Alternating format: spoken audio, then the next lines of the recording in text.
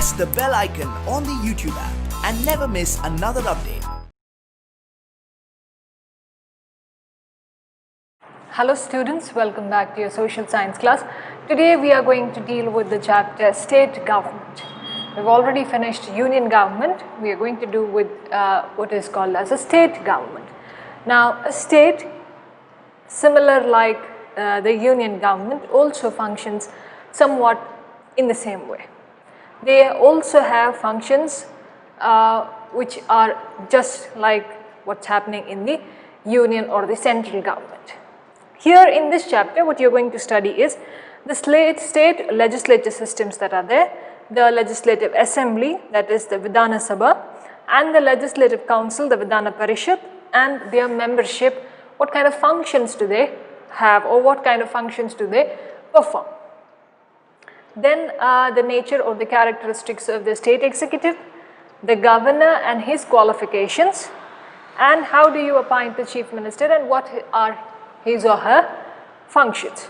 So we'll begin with a small introductory part, and then we'll move ahead, and then maybe finish something in this class and another class something else. So the state government also has a model like the central government, and this much you must understand, a model like the central government, and it also has three major functions. What is that?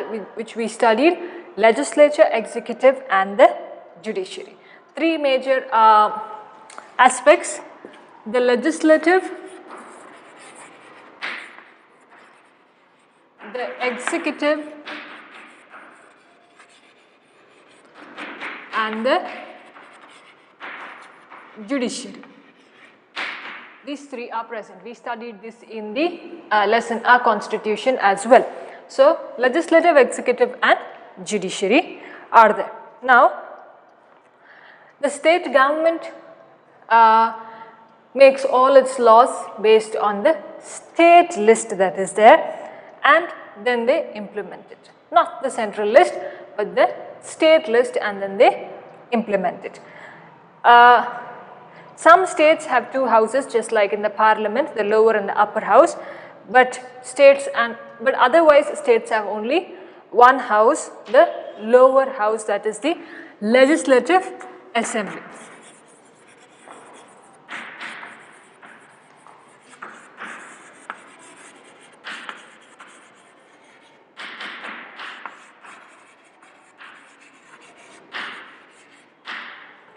All right.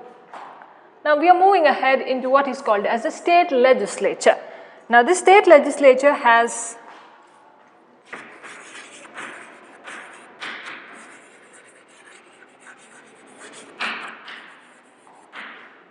the governor and two houses. The state legislature has the governor and two houses. Now in this, the upper house is called as the legislative council, that is the Vidhana Parishad.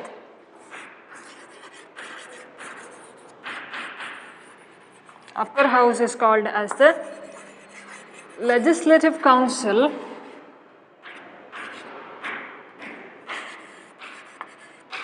that is the Vidhana Parishad.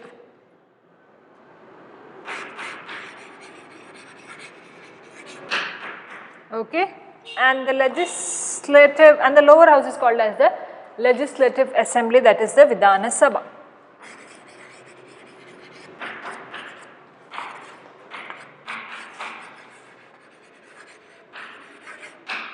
The Vidhana Sabha.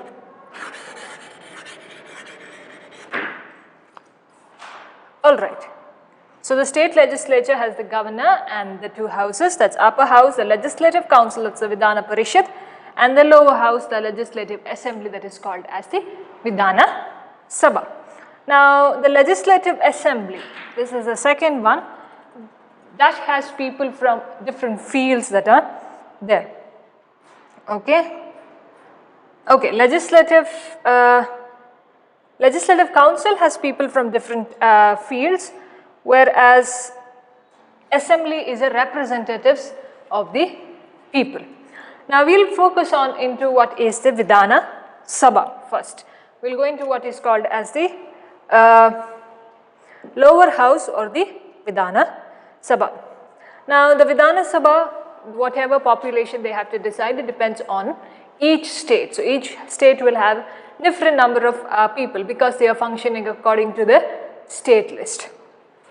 Now maximum number of seats in the Vidhana Sabha should not exceed 500 and should not be below 60.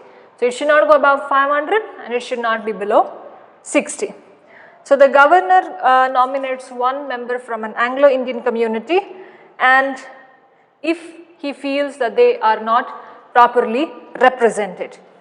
So number of seats here in depending on the states is very less, comparatively less. Now the Vidhana Sabha in Karnataka has 225 members.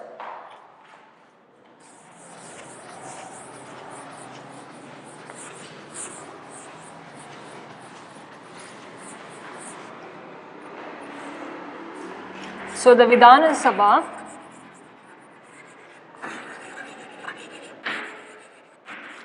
in Karnataka has 225 members.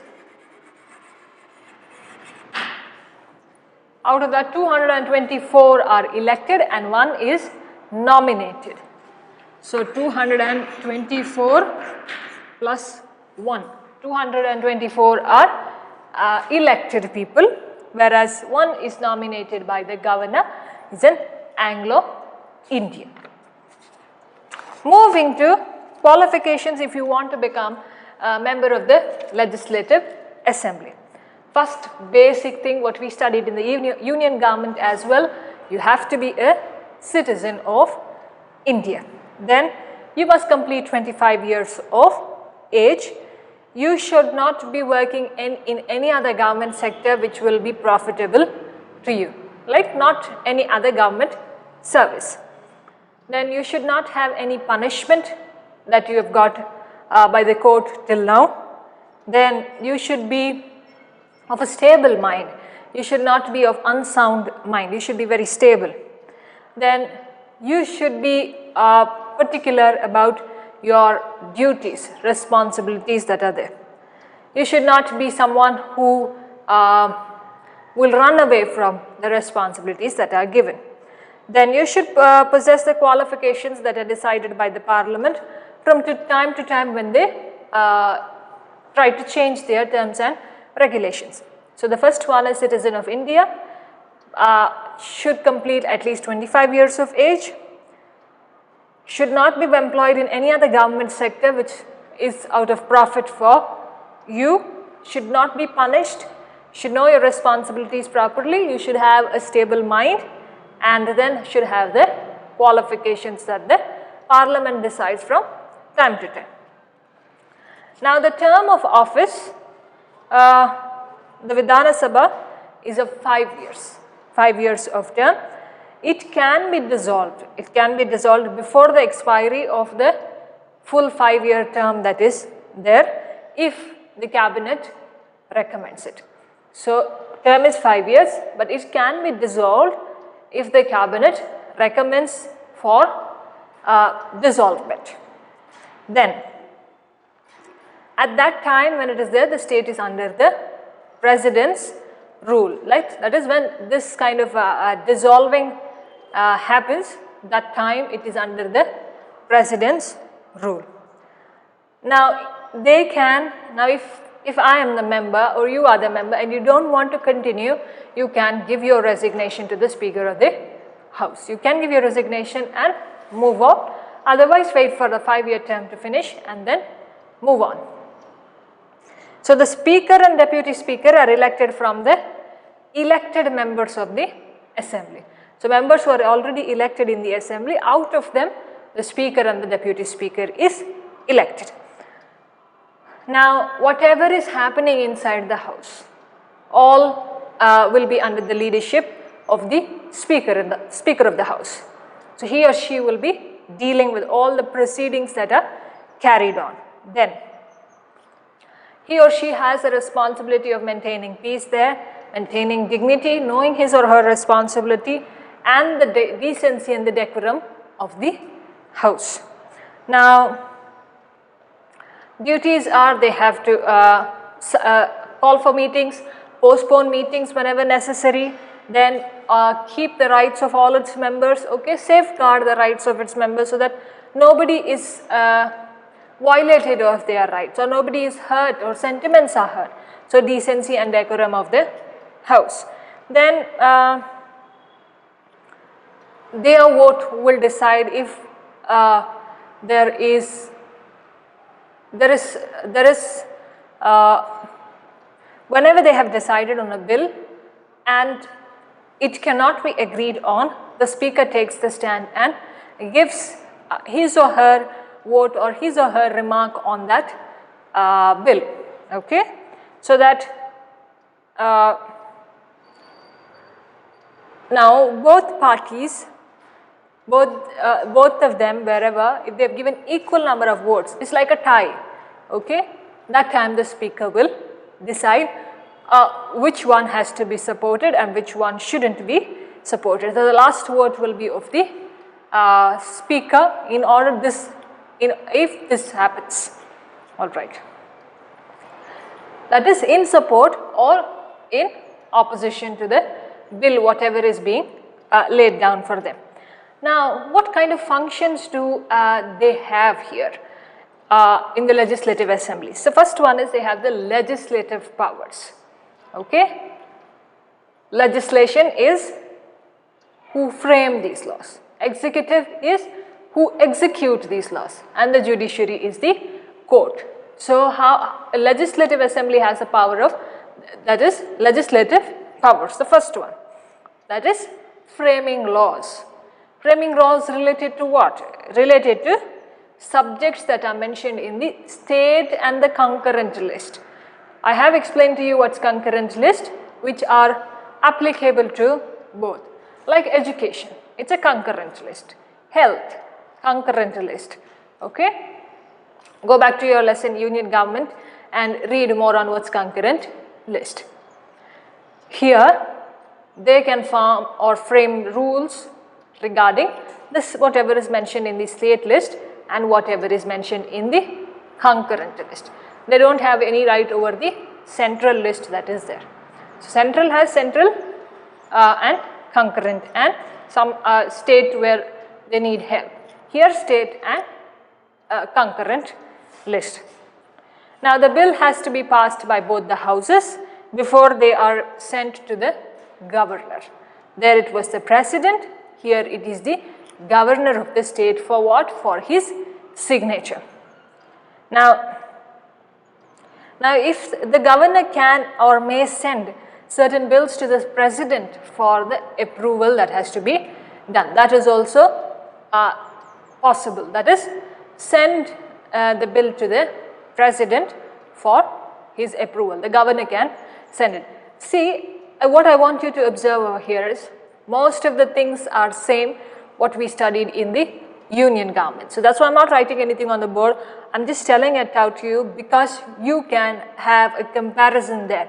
So, when you even study the lessons, study them together at once so that you can differentiate easily and remember common points together, but certain points that are uncommon there, only those you can actually give a lot of hard work to remember.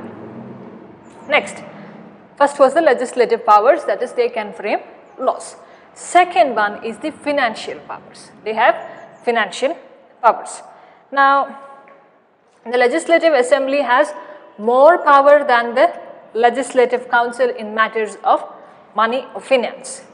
The legislative assembly has more power in comparison to legislative council in the in matters of finance.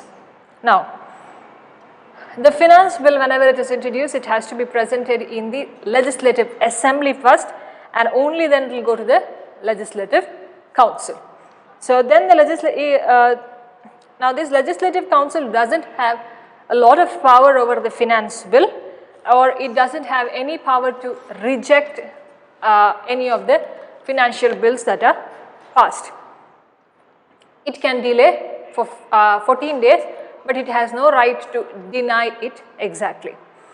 Now, if this council fails to send it within 14 days, it is assumed that the bill is passed and it is forwarded to the governor for approval. Okay. What can they do? They can only keep it for 14 days. If they have not sent it back, they don't have the power to reject it. Even if they have not sent it back, that means it's assumed that they have accepted it and it is sent to the governor for his or her signature. Then first one is the legislative powers, second is the financial powers, third is the administrative powers. Administrative powers, okay, administrative powers is whoever is there in the executive of the state, they are responsible to the legislative assembly. Whoever members their representatives, they are responsible to the legislative assembly, and they can be in power. All its representatives and members can be in power until they or as long as they win the trust of whom? The legislative assembly. As long as they enjoy the trust of the legislative assembly, the members can function there. Now, each member of the council, whoever is assigned any portfolio there, council of ministers, whoever, individually they are accountable. They can be questioned, they can be asked at any time, okay?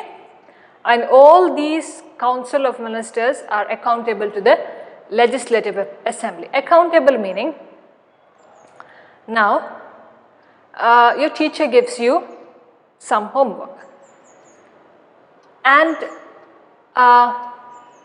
in case you fail to do it, you must go and inform your teacher that you have not done it. So you are being accountable to your teacher. In case you have something to do with the principal, you are accountable to the principal. Okay? Same ways, now when there is a hierarchy in the office, the employees are accountable to their boss. In the same way, the council of ministers here are accountable to whom? The legislative assembly. They can be questioned anytime about any portfolio. Now, for example, health is their portfolio. A health minister, education minister, he can be questioned about his duties and responsibilities or whatever he is doing. Next is the electoral power. Okay, election, electoral power.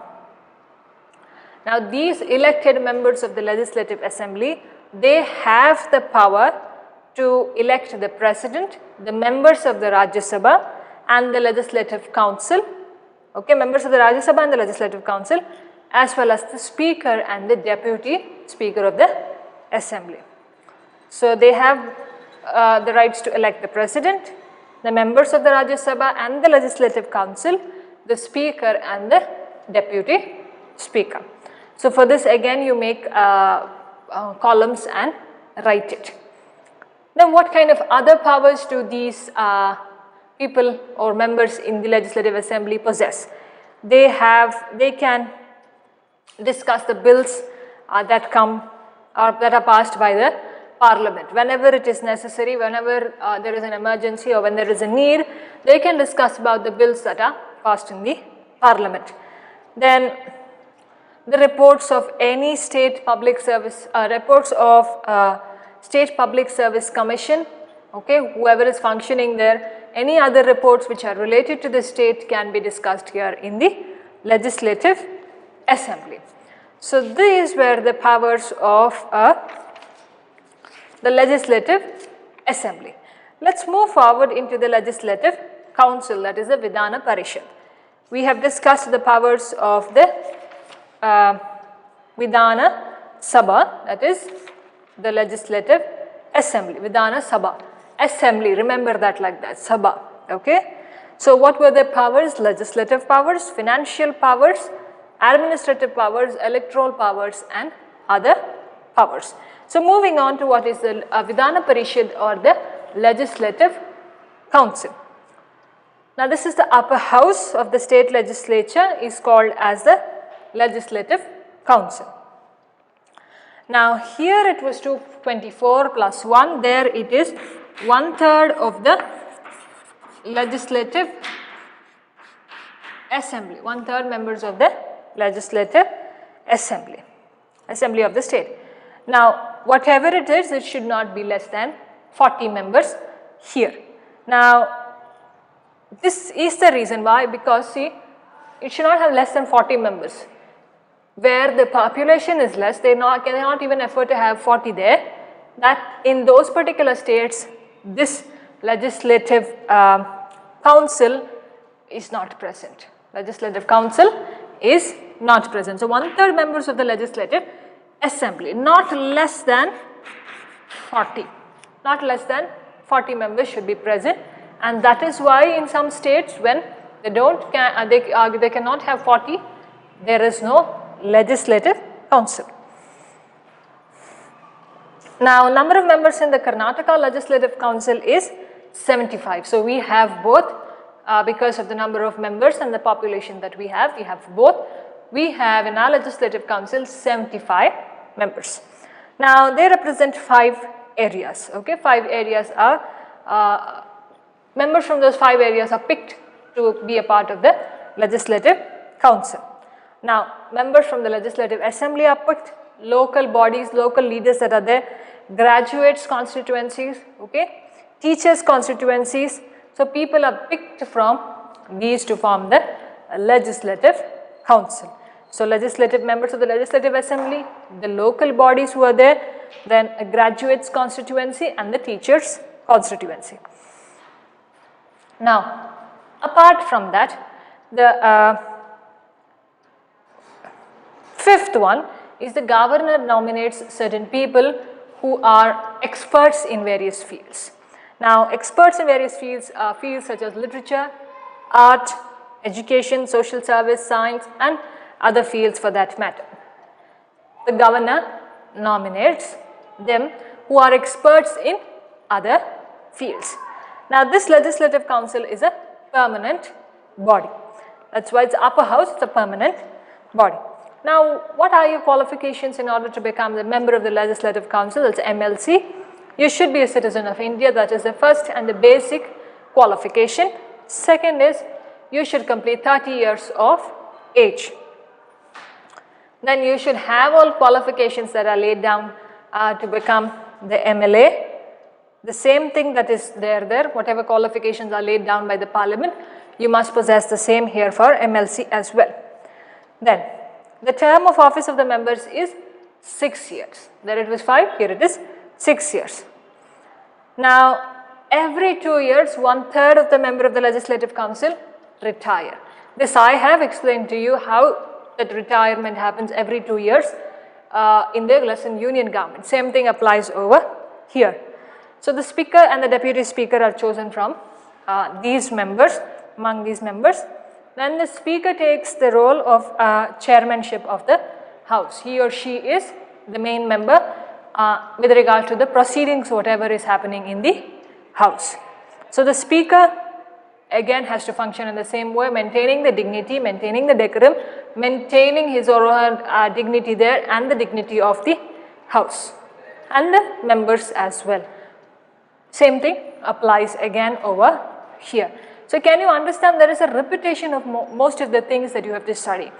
So you must be wise enough to break these things, you must be wise enough to accumulate all the common things in one place and the rest of the things can be given concentration on. Now again, what kind of powers do they have? First is the legislative powers. All bills are presented in both the houses except money bill, okay, financial powers, money bill, which is first presented in the Legislative Assembly, that we studied there in the financial powers. Now once the bill is approved by one house, it is sent to the other house for approval. Now the Legislative Council can keep the bill with it for 3 months. For 3 months. Now, if there is a bill on education, they can keep the bill for 3 months, the Legislative Council. In case the Legislative Assembly sends the same education bill for the second time, the Council should approve it within 1 month. First time I send a bill, now I am the Legislative Assembly, you are the Legislative Council. I am sending a bill, an educational bill from the Legislative Assembly to your Council. The first time you can hold it for 3 months. You have not given any response, so I send you back the same bill again, and when I have sent you, you have to send it with approval within a month. Okay, you should approve it within a month's time. Then, in case you don't send it to me within a month, it is assumed from my side in the assembly that we have passed the bill and it will be sent to the governor for his or her consent and signature. Now, how do they make these bills into acts? Okay, how do they pass it? They have the first reading. First reading is one person who puts down all these bills, reads the entire bill loudly. Reads it, once it is passed, once it's going to be an act, they read it loud. That's the first reading that is done. Then there is a second reading. At the second reading, a discussion can take place regarding the bill. Then that discussion can be sent to the respective people in the respective members in the committees there. Then the committee looks after the bill and then submits its discussions or submits the findings of its discussion to the legislative houses. Then there is a third reading. Third reading, the bill is discussed orally. Okay. Then once it is approved in one house, it is sent to the other house. Now, in this, both the houses complete all their procedures, then the bill is sent to the governor for approval. Now, if the governor approves that bill, then it becomes an act. The governor also can forward or may forward it to the president for approval. So, how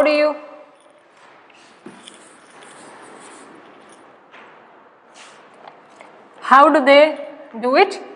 First is the first reading, that is reading aloud. Then in the second reading, they are open for discussions individually in their houses. Third reading, they can discuss the bill orally. They can discuss the bill orally, and then when it's passed by both and approved by both, the final act is sent to the governor, and then the governor, when he signs it and approves it, it becomes an act. The governor can also send it to the president for his or her approval. Now, next is financial powers. What kind of financial powers do they have?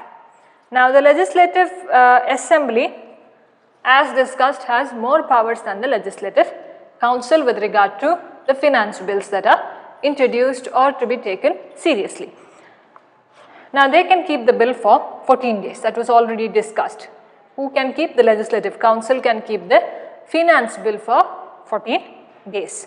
Now, if it doesn't return the bill within 14 days, then the houses will approve it and it is sent to the governor for approval. Okay. Now, this is the financial powers. We will stop at this for this class and come up with something else, and let's understand other two powers that are there and then the state executive in the next class. Thank you very much for listening.